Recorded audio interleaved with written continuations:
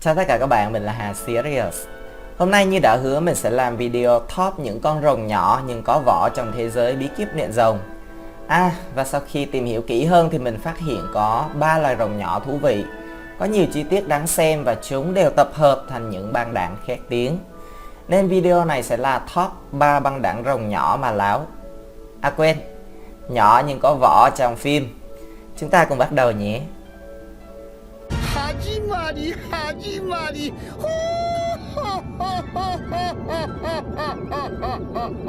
Vị trí số 1, Night Terror. Loài rồng có thể mạnh ở rất nhiều phương diện, ví dụ như tốc độ của Night Fury, sấm sét của Skrill, Haki bá vương của quái thú bối rối, hay hỏa lực của Sapphire. Hôm nay admin sẽ cùng các bạn tìm hiểu về một loài rồng cực kỳ nhỏ bé, vô cùng đáng sợ, nhưng lại không hề nguy hiểm. Đó là Night Terror. Night Terror nghĩa là con nai bị rờ vào xong kêu thé lên. Nói đùa chữ Night Terror dịch ra là khủng bố ban đêm, hoặc bạn cũng có thể gọi nó là khiếp buổi tối cho đơn giản.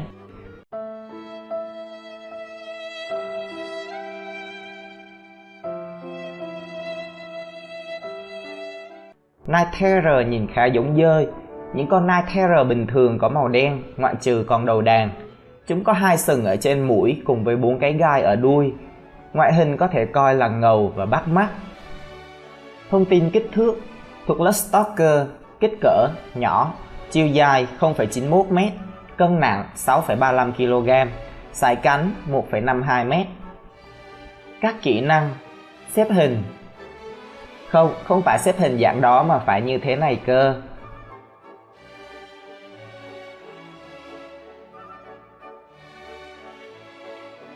Có thể nói Night Terror là những bậc thầy về xếp hình tập thể.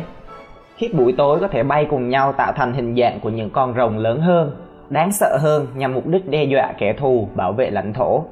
Khả năng này khá giống các loài sao biển hoặc cá ở đại dương. Chúng bay hoặc bơi cùng nhau để tạo thành những hình thù lớn hơn để khiến những kẻ săn mồi sợ hãi. Tao yếu như anh em tao rồng. Mỗi bầy có một nhạc trưởng điều khiển những con rồng đồng loại và hướng dẫn chúng hình thành một số hình dạng nhất định. Con rồng đầu đàn này thường ở vị trí mắt của hình dạng được tạo thành. Tốc độ của khiếp buổi tối tuy không thể so sánh với giận buổi tối, nhưng chúng đủ nhanh để duy trì hình dạng của hình được xếp. Thú vị hơn, chúng có thể làm cho hình dạng tạo thành chuyển động y như thật. Sức mạnh và hơi thở lửa của Night Terror không được đánh giá cao cho lắm. Chắc cũng đủ khả năng cho anh em đốt điếu thuốc là cùng. Tuy nhiên nếu cả đàn cùng bắn lửa thì cũng có thể tạo ra một quả cầu lửa khổng lồ. Về trí thông minh của Night Terror thì khỏi phải bàn cãi. Sinh vật nào biết xếp hình mà chả thông minh cơ chứ. Về điểm yếu, đàn Night Terror sẽ bị tan rã khi con đầu đàn bị hạ. Ngoài ra sức mạnh của từng thành viên trong bầy là không cao, nên khi đi lẻ, chúng chỉ có thể lẫn trốn hoặc thành con mồi cho những con rồng khác. Kết luận, khiếp buổi tối là những con rồng nhỏ bé, sức mạnh cũng không nhiều, bù lại chúng lại rất thông minh. Có thể lợi dụng nỗi sợ của những con rồng khác để chiến đấu và bảo vệ lãnh thổ. Người ta gọi là nhỏ mà có vỏ đó. Cái gì nhỏ mà có vỏ? Nhầm, xin lỗi. Nhỏ mà có vỏ, được chưa? Bonus, Night Terror có thể được huấn luyện nhé. Sẽ cực kỳ phù hợp nếu bạn muốn hút thuốc mà không có tiền mua bật lửa. Night Terror có một nhóm sống trong núi lửa. Chúng có nhiệm vụ đảm bảo cho những quả trứng của Eruptodon nở. Vị trí số 2, Smothering Smoke Breath. Smothering nghĩa là nghẹt thở, Smoke Breath nghĩa là khói thuốc. Như vậy có thể dịch tên của nó là khói nghẹt thở. Hoặc dựa vào ngoại hình và năng lực nhả khói, bạn cũng có thể gọi nó là điếu cày. Smothering Smoke Breath là một loài rồng có rất ít thông tin. Chúng chưa từng được biết đến bởi bất kỳ người Viking nào cho đến khi gặp 2 thanh niên thích cà khịa, Hiccup và Toothless. Họ tò mò tay máy phát hiện ra sự tồn tại của chúng. Thông tin kích thước thuộc lớp Mystery. Kích cỡ nhỏ, chiều cao 1,6m, chiều dài 1,83m, sải cánh 3,05m, cân nặng 63,5 kg. Ngoại hình: Điếu cày to hơn một chút so với Night Terror, thân hình dẹp như cá đuối. Điếu cày thường có màu xám, đầu và miệng to gần bằng cơ thể của nó và nó không có cổ rõ rệt. Điếu cày có đôi chân ngắn, mập mạp và sải cánh rộng với chiều dài hơn 2 lần chiều dài cơ thể của nó, mặc dù khi ra mắt cơ thể của nó dài hơn sải cánh. Đuôi của điếu cày dài, mỏng và rất nhiều vảy nhọn. Các khả năng: ẩn khói chi thuật. Khói nghẹt thở có thể tạo ra một màn khói để ẩn thân trước kẻ thù hoặc con mồi. Đặc biệt hơn nữa, làn khói này không chỉ tỏa ra từ miệng mà còn từ da của nó. Ngoài ra, hơi thở lửa của khói nghẹt thở cũng tạo ra rất nhiều khói. Khả năng này đã làm nên thương hiệu của Smothering Smoke Breath, còn được mệnh danh là huyền thoại quái vật sương mù. Mặc dù thường xuyên phun khói hơn là phun lửa, nhưng điếu cày có thể bắn ra những ngọn lửa rất nóng, có khả năng làm tan chảy kim loại trong một khoảnh khắc. Một bầy lớn có thể xuất hiện như một đám mây khói kỳ lạ. Điếu cày thường có thói quen thu thập kim loại để làm tổ. Có thể nói chúng là những anh phụ hồ cần mẫn. Cũng chính vì vậy chúng đặc biệt ưa thích kim loại và những thứ sáng bóng.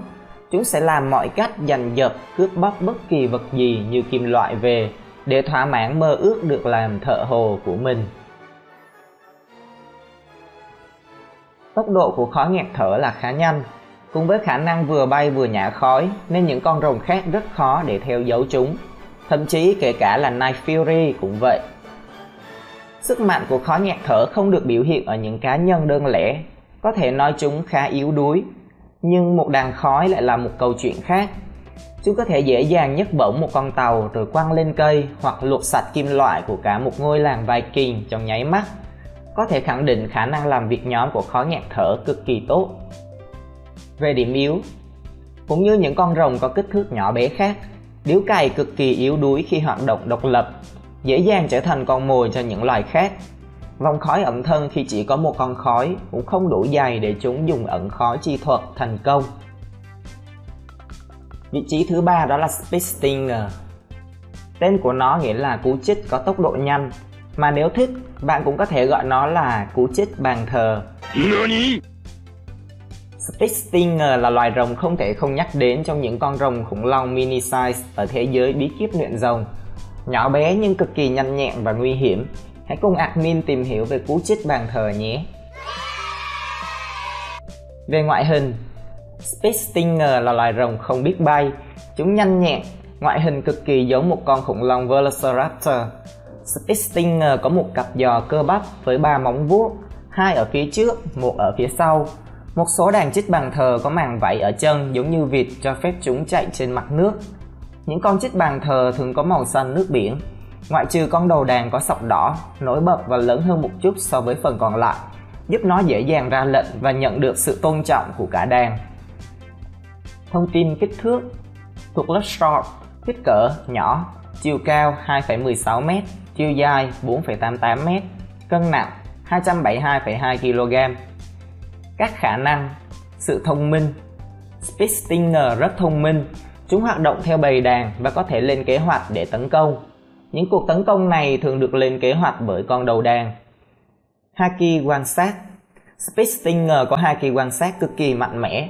Tuy không thể nhìn trước được tương lai như Katakuri, nhưng chúng có khả năng nhìn hoàn hảo vào ban đêm và thậm chí là trong một cơn bão tuyết nhỏ. Đòn cú chích tê liệt. Chích bàn thờ cực kỳ nguy hiểm với những cú chích. Có thể nói những cú chích đã làm nên thương hiệu của chúng. Tuy nhiên, vết chích của chúng lại không thể xuyên qua kim loại hoặc gỗ dày. Có sự khác biệt khá lớn giữa cú chích của con lớn và con nhỏ. Cái đuôi nhọn ở cuối đuôi gai của chích bàn thờ chứa một nọc độc cực mạnh, có thể làm tê liệt hoàn toàn nạn nhân trong một cú chích. Tác dụng làm tê liệt của các vết chích cuối cùng sẽ biến mất. Một số trong vài giờ, cũng có những người phải qua vài ngày, tùy thuộc vào lượng nọc độc. Nọc độc của Speed Stinger ở con nhỏ chưa được phát triển đầy đủ vì nó không thể làm tê liệt toàn bộ nạn nhân trong một lần chích. Thay vào đó, nọc độc chỉ hoạt động xung quanh khu vực chích. Phần còn lại của cơ thể vẫn có thể di chuyển và hoạt động. Sức bền và haki vũ trang. Chích bàn thờ như những vận động viên chạy marathon với cường độ hoạt động cao. Speed Stinger có lớp da rất cứng, có thể bảo vệ chúng khỏi lửa, nước, mũi tên và giáo. Tốc độ của chúng tạo ra nhiều ma sát và nhiệt, do đó chúng có những lớp da dày.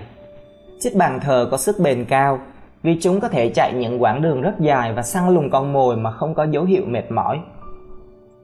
Tốc độ chạy của The Flash không có lợi thế về hơi thở như những con rồng khác. Bù lại, Speed Stinger có những cặp giò săn chắc cho phép chúng di chuyển với tốc độ cao và nhảy xa. Có thể nói Speed Stinger là con rồng chạy nhanh nhất. Chúng đủ nhanh để gần như vô hình khi di chuyển ở tốc độ cao. Tốc độ của chích bàn thờ cho phép chúng có đủ vận tốc để chạy lên tường và thậm chí chạy lộn ngược trên trần nhà trong một khoảng thời gian ngắn. Chích bàn thờ thậm chí có thể theo kịp một số con rồng Luststrike trong khi chiến đấu trên mặt đất. Ẩn thân chi thuật. Chích bàn thờ có kích thước nhỏ nên rất dễ ẩn nấp.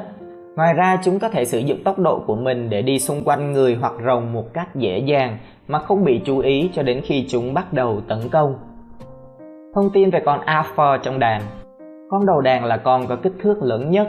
Nó cực kỳ hung hăng, nhanh nhẹn, mạnh mẽ và thông minh. Một con đầu đàn có thể thách thức cả Night Fury. Quả là điếc không sợ súng. Mày có giỏi thì đánh tao đi. Chỉ có đàn bà mới đánh nhau thôi. Nó có thể né đòn tấn công của Night Fury bằng tốc độ và sự nhanh nhẹn. Điểm yếu và kết luận. Vâng, điểm yếu của chích bàn thờ thì đã quá rõ. Chúng không thể bay cũng như tấn công tầm xa. Ngoài ra chúng có thể bị tê liệt bởi chính nọc độc của mình. Tuy nhiên nếu không thể bay hay tấn công tầm xa thì Speed Stinger vẫn cực kỳ nguy hiểm, đặc biệt là với con người. Ok, như vậy là nội dung về 3 băng đảng rồng nhỏ nhưng có vỏ đã hết. Video tiếp theo sẽ là top 4 băng đảng rồng lớn nhất cũng trong thế giới bí kíp luyện rồng. Các bạn hãy đón xem để biết rõ hơn nhé. Còn bây giờ xin chào và hẹn gặp lại.